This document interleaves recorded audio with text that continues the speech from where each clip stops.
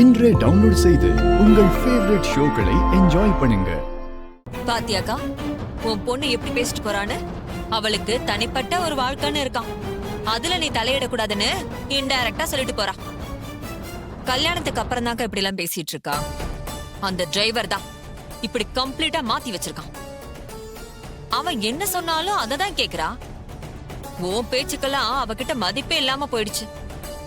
ஆனா அவன் என்னமோ உனக்கு பயந்த மாதிரி கல்யாண நாள கொண்டாட வேணான்னு எப்படி நடிக்கிறான் பாரு. அவன் நடிச்சா நான் நம்பிடுவேனா? அவனை நம்பி ஏமாந்ததெல்லாம் போதும். நீ அதை புரிஞ்சுக்கிட்டா சரி. நீ அவங்க 2 பேரையும் பிரிக்க பாக்குற. ஆனா அவன் ரேவதி மனச மயக்கி உனக்கு எதிரா திருப்பி விட பாக்குறான். ஆனா அது அவளும் புரிஞ்சுக்காம அவன் கூட சேர்ந்து ஆடிட்டு இருக்கா.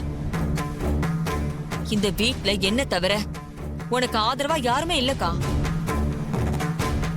உன் பெரிய மாப்பிளைக்கு ஹோட்டல் ஏற்பாடு பண்ணி கொடுத்து அவனையும் அவன் பக்கம் எடுத்துக்கிட்டான். மாமா பத்தி சொல்லவே வேணாம். தங்கச்சி பையன்னு ஏற்கனவே தலையில தூக்கி வச்சுக்கிட்டு ஆடிட்டு இருக்காரு. சுவாதியையும் ஸ்டேஜ்ல எல்லாம் பாட வச்சு அவனை புகழ்ந்து பேசுற மாதிரி பண்ணிட்டான். இந்த வீட்ல உன்னை விட அவனுக்கு தான் செல்வாக்கு அதிகமா இருக்கு. நீ சொல்றது எனக்கு புரியாம ஒண்ணும் இல்ல. ஆனா அவனை என்ன பண்றதுன்னு தான் எனக்கு ஒண்ணும் புரியல. அக்கா, ரேவதி கிட்ட இருந்து அவனை பிரிச்சா மட்டும்தான் நாம சாதிக்க முடியும். இல்லனா அவனோட அட்டகாசம் நாளுக்கு நாள் அதிகமாயிட்டே தான்